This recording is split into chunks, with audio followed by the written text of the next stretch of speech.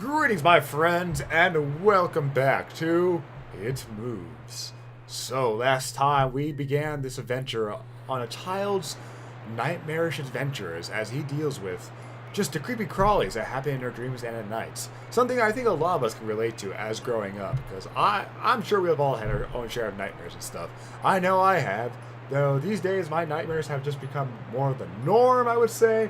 And because my mind is a very twisted nightmarish escape to begin with, I have a very hard time discerning what is nightmare and what is normal anymore. Which could mean I have very strong mental issues, but who cares? At least it makes for very interesting dreams. If not, sometimes completely horrifying to other people, but hey, they're not experiencing the dreams, I am. Those are my dreams, so I'm okay to deal with it. But anyways, we're getting back to the game and dealing with this kid's nightmares. So, without further ado, let's dive back into this world of darkness, shall we? Save? Yes. Alright, so now we have entered Dark Souls. We are now in a cathedral of sorts. With... I saw a light click. Is that just me running to the door? Probably just that. Alright, we have some stained glass, painted glass here. The painted glass depicts some religious man, I guess. A hook hangs from the wall. A piece of meat hangs to dry from it. At first I thought that was a heart. Oh. Earthquake. Lightning. Okay, this is very Dark Souls-esque with the creepy cathedrals, lightning, and strange sounds in the back. Oh boy. Oh, creepy hallways. But I will say, just on an aesthetic portion here, this is probably by far my favorite part of the game. Just from entering it, just from a perspective, a look about it. I mean, the way I love how it's set up, where it's using that different kind of top-down view, where it's not constantly facing at the same angle. We're looking at it as if affected by perspective, and you know, I cannot do words right now. But what I'm saying is, the way where we can see the walls in different ways, like we would normally in real life, where if I'm staring directly down the middle at the wall here, it's going to, the other parts of the wall are going to move away. God, I cannot do art terms today, which is really bad considering I did art for a living. Oh boy. But other than that, I'm also going to talk about the lighting effects, like the stained glass when the lightning flashes and the way it just reflects down and covers everything. That is so amazing, especially for a pixelated game. That is cool. I love the style of this room so much. And the fact that they can do amazing stained glass. They can do amazing stained glass pictures with the pixelated graphics like this is truly awesome. I also hear crazy sounds now. Oh, good. Now there's cobwebs and no stained glass. And there's a big spider over there. With a very nightmarish face. I'm getting out of here. That sound from the spider is getting loud. Various jars filled with disgusting stuff inside. Various jars with disgusting stuff inside. Yes, there's also disgusting stuff inside. I get it. There's earthquakes! Another one. Big jars are filled with heads of some sorts. Various jars. Okay. Oops. No. Go, get away. And, okay! We are just jumping the different areas of graphics now. Though, this one, I'm going to argue, looks a little bit more like a photograph that has been just pixelated down. Which is a little bit disappointing, I would say.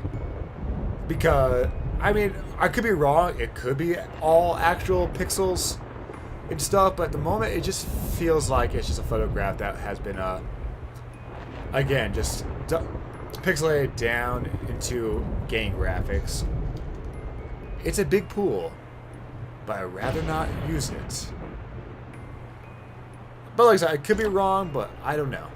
Like this definitely has more of the feel of being an actual pixelated stuff, though I do see some stretching going along. The spider that lives in this net is nowhere to be seen.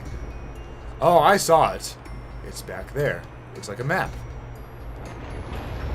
And there's spiders on the ground. And I hear things talking.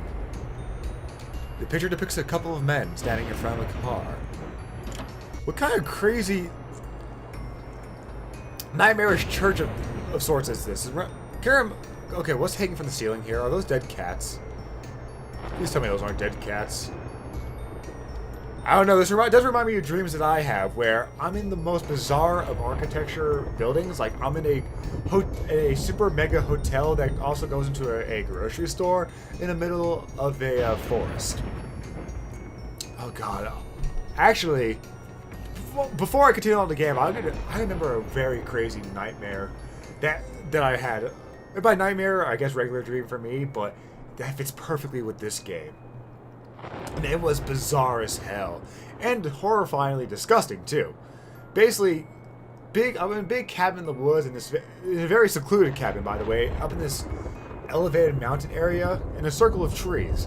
I remember just being hanging out there with my friend. But, as the time went on in the dream, something bad happened. People from the forest started coming at us. This really strange tribe. All of people who lived in the forest, and they were all asking and seeking the truth of things. And from what I could remember, the truth could only be gathered, or the way they could gather the truth of the world and the universe, was you can only gather this truth through a weird ritual. And the ritual mainly involved inflicting horrific pain onto the people they captured. And I remember this very clearly because the tortures that my mind produced were terrifying. I remember these tribe guys, taking what appeared to be Dr. House, I assumed in my dream. They took him, they flayed all his flesh. Put him into a weird blue pool of acid of sorts that slowly killed him. And what they did was, they started with the tips of his feet, and they just lowered him down more and more. And I'm very sorry for this graphic imagery I'm producing, but this is kind of what's happening. This game is kind of reminding me of this dream.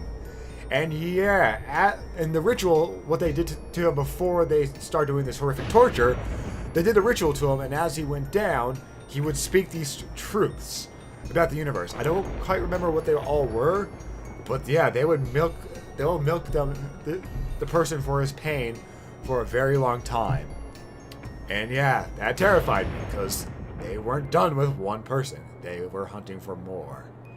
And the dream involved, for the longest point, trying to avoid them and hiding in a house from these strange, nightmarish forest tribe of sorts. And they were not like any tribe I've seen, because they were pale whites with horrifying blood red tattoos. And they came in all shapes and sizes. Like, they were albino as hell. It was weird. Anyways, let's continue on now that I'm trapped in this locked room. Well, I'm trapped here. This is my life now. Can I continue onward? Nope. But the room's gonna shake. Someone's gonna laugh. I hear crumbling. Oh god! No! No! So is that the fear of being buried alive? Being caught in a terrifying disaster of sorts? And oh god, weird baby face things! Posing with the mummification crossed arms thing? Now, why do they close their mouths as I walk past them? And what am I walking on top of? Like, this is a weird bridge. This is all very strange. Which is, I guess, works, because it is supposed to be a dream after all.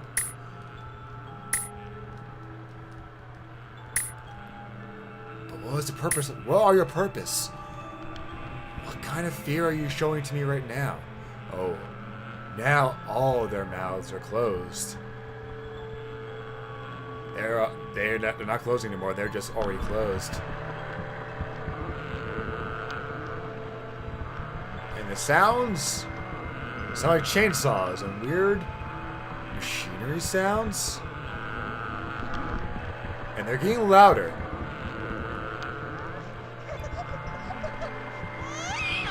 Oh, goody. And now there's a baby crying. Yay.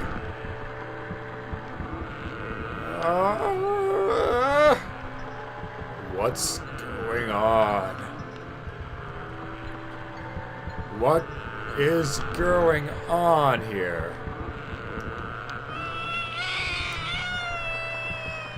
Oh, God. This is so bizarre! Oh, no, no, no, no, no, no. Oh, fuck, no. God fucking baby monsters, baby monsters. No, no, no, no, no, no, no, no, no, no, no, no. Well, good night, everybody.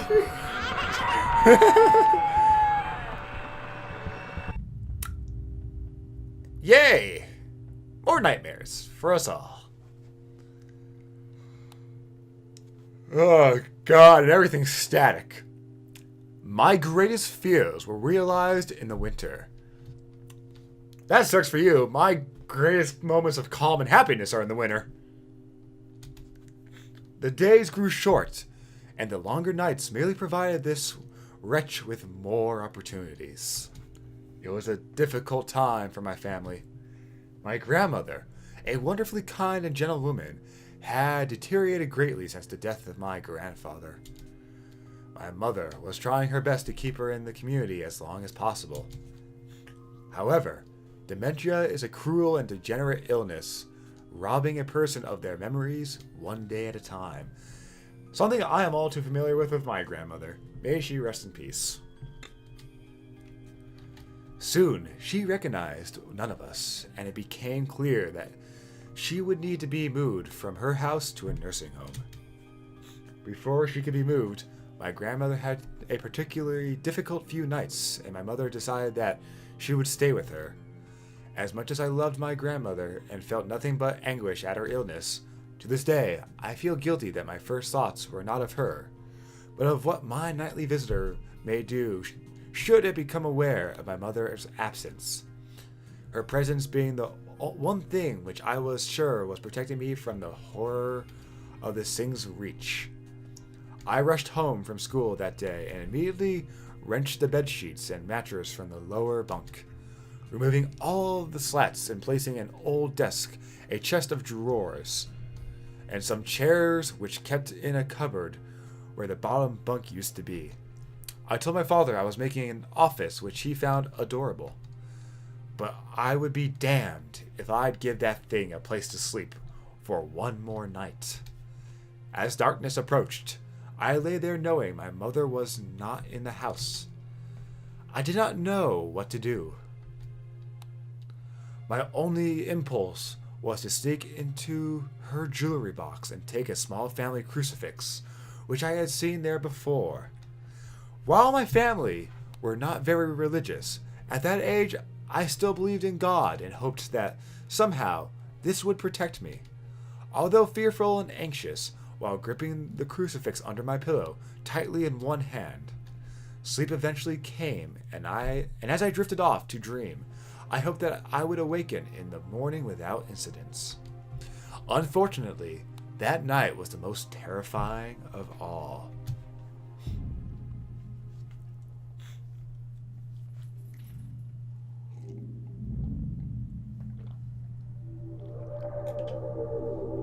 Chapter 5, Urban Explorer.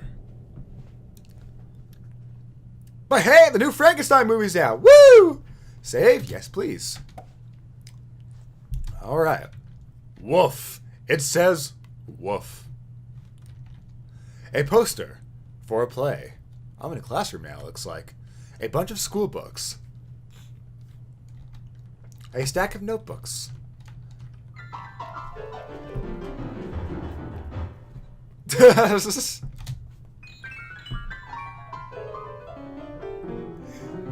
I don't know how to play the piano.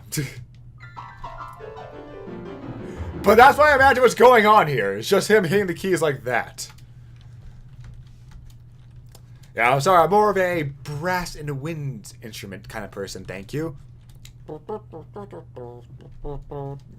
I'm not going to try to air trumpet. It's weird. Alright, broken desk chairs. Let's head out. That feeling that something's invading your privacy, even without ill will, is still disturbing. Yay! Creepy classrooms. Now, speaking on dreams and stuff, I have another fun one that actually is reoccurring, but I can't figure out why yet. It could be one of those things where I just need to see a shrink or a professional dream reader, but the dream, basically, the dream that it's always different, but it follows the same theme.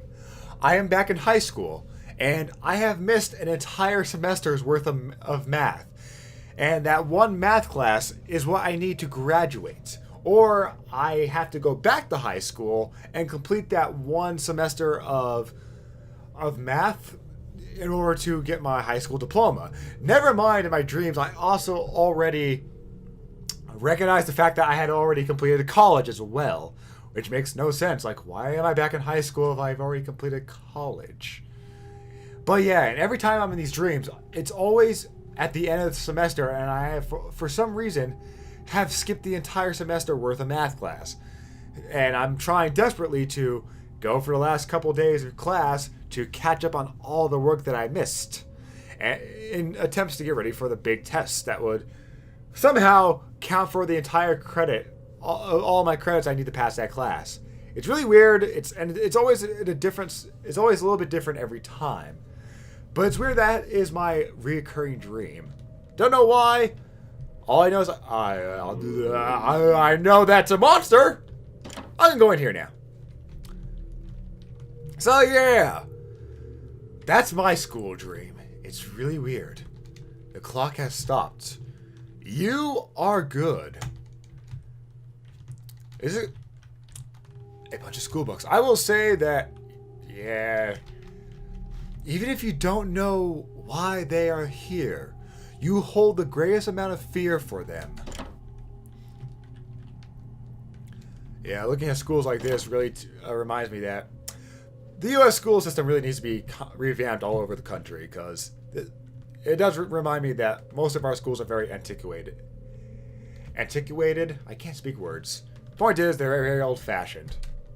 An old picture of what seems to be a religious man and a woman. It's a triceratops. Now, this classroom is full of contradictories. A stack of comic books. A bunch of... Okay, we have comics, pie, and bones of a dinosaur, and religious people. And what appears to be a science room.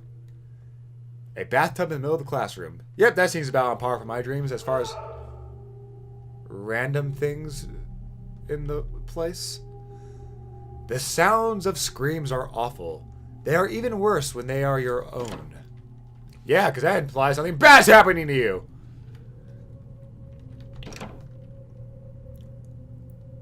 Hello! Goodbye! This appears to be the teacher's room. Oops. I meant to explore first.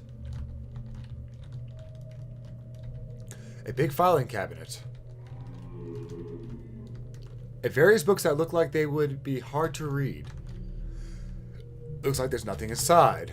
A writing desk with some material on it. A writing desk.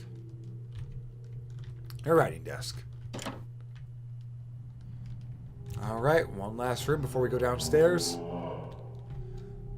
A pile of mattresses, dirty and worn out. Oh boy, and there's the real world seeping in.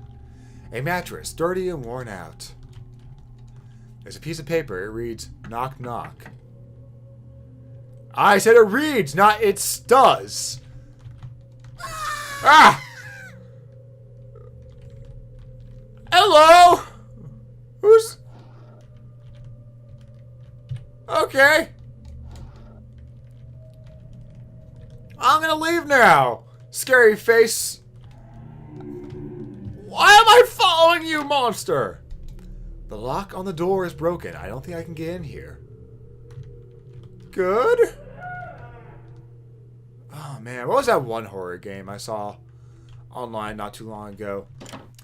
It was like, it's a Filipino horror game.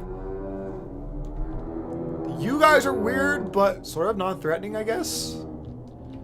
But yeah, where you're trapped in the school and there's a nightmarish creature and whatnot, and you had to defeat ghosts with taking pictures of them and stuff. Okay, you guys just do your thing. I'm cool with that.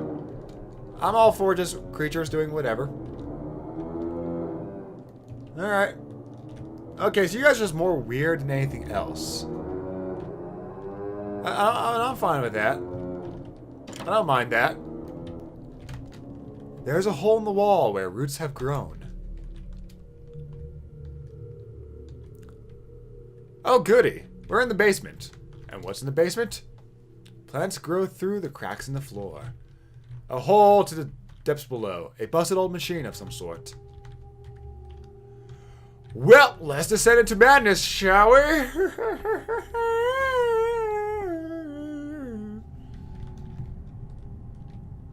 Now, here's an interesting question I want to pose to people. How many of you have been into the basement of a sort of old school? Like the boiler room and such? Because I remember back in my... is it my elementary school? Not so much my elementary school, but my middle school had a basement level to it. And this was back before they renovated the school, which is completely different now. But back then, they had an old boiler room in the basement. And like, yeah, it kind of reminded me of this. Just very dark and damp. And it just extended into darkness. And boy, was that creepy. And this reminds me a lot of that time when I accidentally went into that room down there. And I'm breaking a very bad rule of adventuring right now. I am going to the right instead of left. You should always go to the left first. The left is the magical direction. Oh well, though. I guess we're just gonna go forward. Oh man, descending into madness. Single file corridor. Weird sounds. Oh man, I hate being in basements like this. Because it does make the imagination grow way too active. And where is that creature I was following? That's the thing I would say is... Oh no. I will say that. I prefer knowing where monsters are than not knowing where they are. Even if they're horrifying to look at, I feel better knowing I have a clear idea where they are and I can have a good read on what they're going to do. When I don't know where they are, I get very concerned. I don't like that. Well, I found the Goblin Society and a monstrous looking Groot. Hi.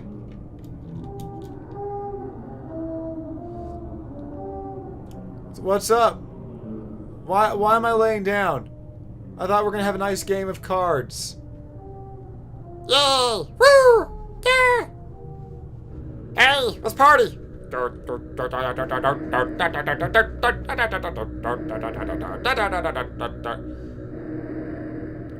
Whoa.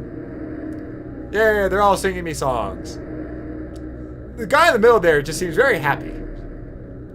The other guys are like, hey, he's here, let's hang out with him.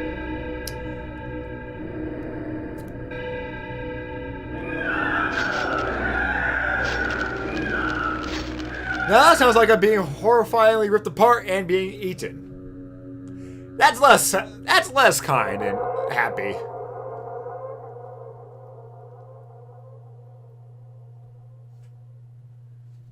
You're awfully quiet nowadays. Is there something wrong, son? Nothing. Are you sure? Is there something wrong with your new room? Are you lonely without your brother? No. All right, then.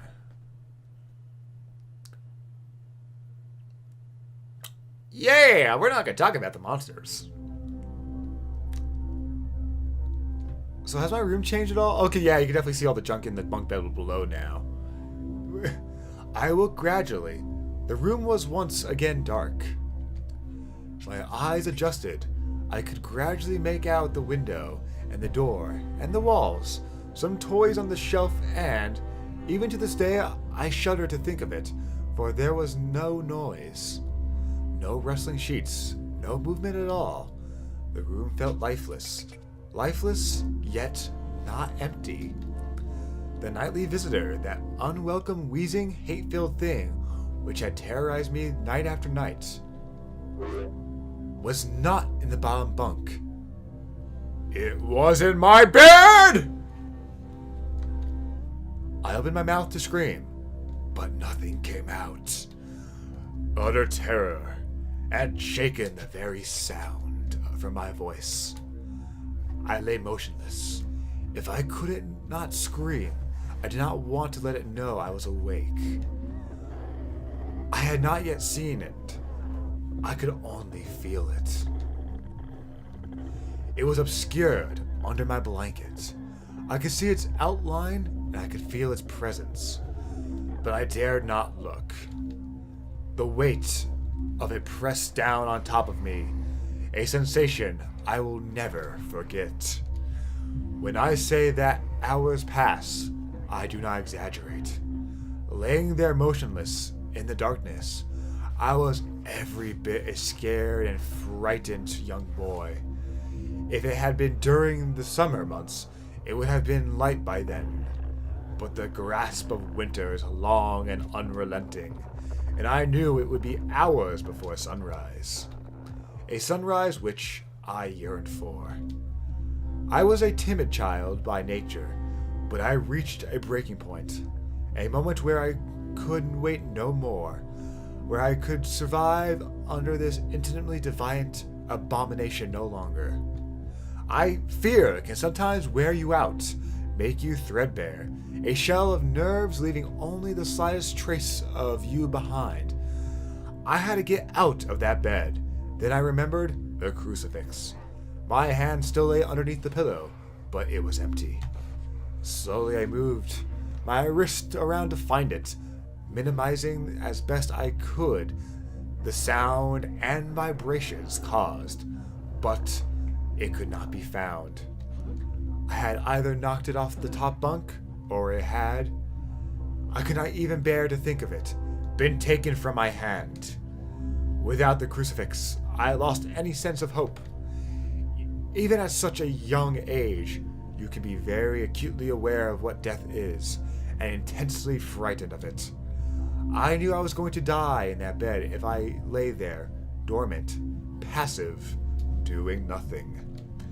I had to leave that room behind. But how? Should I leap from the bed and hope that I make it to the door? What if it is faster than me? Or should I slowly slip out of that top bunk, hoping to not disturb my uncanny bedfellow? Realizing that it had not stirred when I moved, trying to find that crucifix, I began to have the strangest of thoughts. And what are those thoughts? Chapter 6, The Abyss. Alright, folks. We are getting into the deep of it. Oh, hey, we're underwater now. Yay. Save? Yes.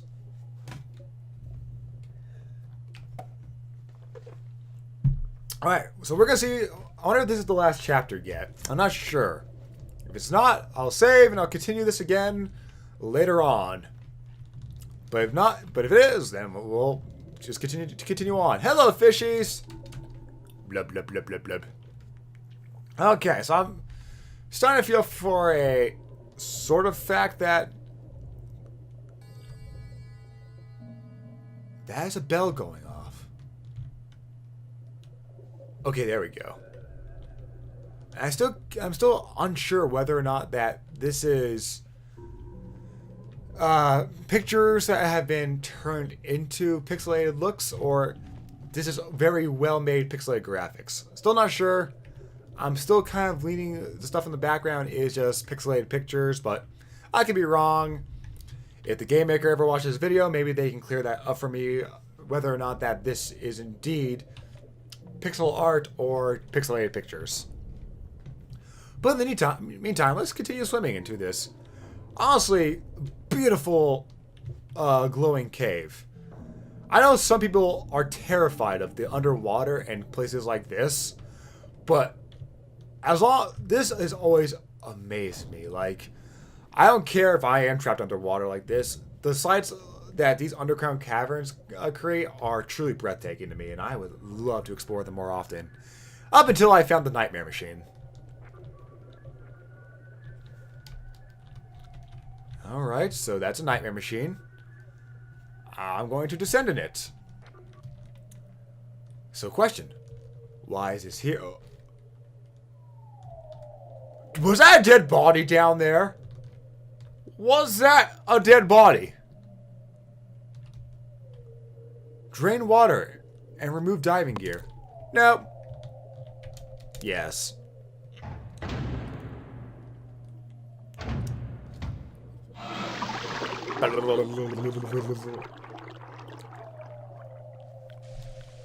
Alright. Open the door.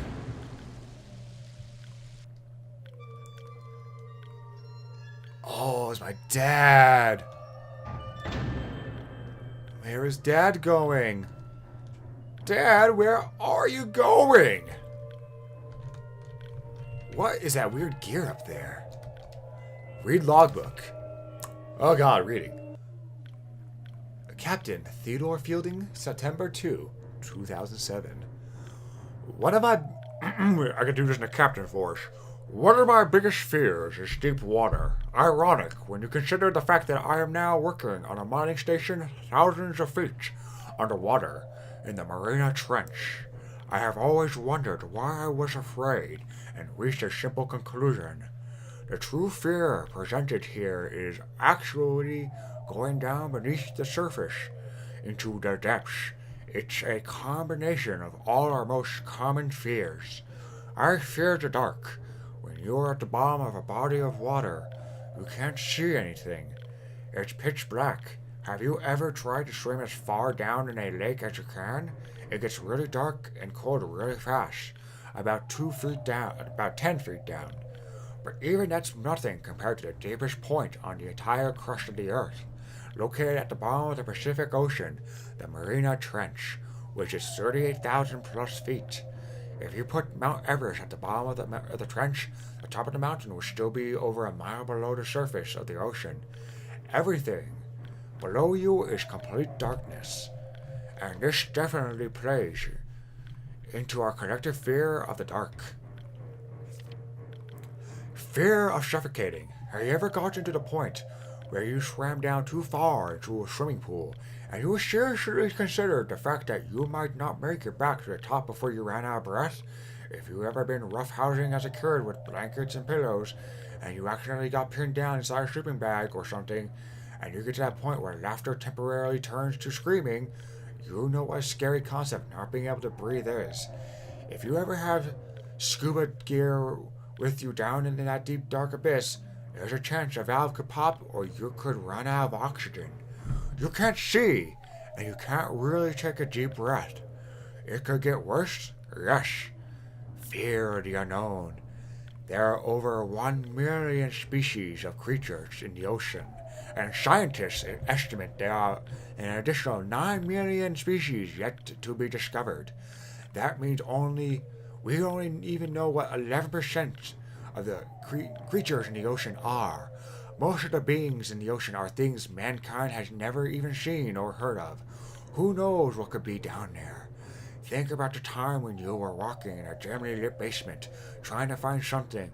All of a sudden something brushes up against the back of your neck, and then they become airborne, similar to a frightened cat, and instantly turn around and shine their flashlight to see what it was. It's never anything actually scary. But in deep water, there's always something scary. It's dark. You can barely breathe. And something just touched you, and you have no idea where they just went. But there's more to fear, I'm afraid. Fear of flying insects. Okay, how long does this go for? Yes, insects, blah, blah, blah, blah. Okay. I'm gonna let the rest of everyone else read that, because that just went on for a long time, unfortunately, for me. Okay, so that was interesting and scary. Dad went that way, and I can't go down, so I'm gonna head this way. Oh, you are a big anglerfish. I will say, as creepy as the anglerfish mouths are, I always loved the way these fish looked and just how they acted in nature. A big glowy bob, plumb bob, just sticking over the head, being like, come into my mouth, I dare you. Look how shiny this is. It's literally saying, ooh, shiny. Oh, gotta be eaten. They're one of my favorite kind of monstrous looking fish. And I will always love them to this day. And why? Is there the bridge missed? This thing's broken. That's not how reality works. Even in dream. Dad, you son of a bitch. Why are you letting me descend into this maw? This abyss. Dad, I'm no abyss watcher. I'm not prepared for this. And now we get to deal with the fear of drowning in darkness. Oh boy. And a horrifying monster then eating me. So, Markiplier, you played this yet? Come on, I know you want to. I know how much you love the ocean. Anyways. What if it was asleep? It hadn't so much as breathed since I had woken up. Perhaps it was resting, believing that it had finally got me. That I was finally in its grasp. Or perhaps it was toying with me. After all, it had been doing just that for countless nights. And now, with me under it, pinned against my mattress with no mother to protect me, maybe it was holding off, savoring its victory until the last possible moment, like a wild animal savoring its prey. I tried to breathe as shallowly as possible, and mustering every ounce of courage I could, I reached over slowly with my right hand and began to peel the blanket off me. What if I found under those covers almost stopped my heart? I did not see it, but as my hand moved the blanket, it brushed against something. Something smooth and cold. Something which I felt unmistakably like a gaunt hand. I had held my breath in terror, as I was sure it must now have known that I was awake. Nothing. It did not stir. It felt dead. After a few moments, I placed my hand carefully further down the blanket and felt a thin, poorly formed forearm. My confidence and almost twisted sense of curiosity grew as I moved down further to a disproportionately larger bicep muscle. The arm was outstretched, lying across my chest, with the hand resting on my left shoulder, as if it had grabbed me in my sleep. I realized that I would have to move this cadaverous appendage if I even so much as hoped to escape its grasp. For some reason, the feeling of torn, ragged clothing on the shoulder of this nighttime invader stopped me in my tracks. Fear once again swelled in my stomach and in my chest as I recoiled my hand in disgust at the touch of straggled, oily hair. I could not bring myself to touch its face, although I wonder to this day what it would have felt like. Dear God, it moved.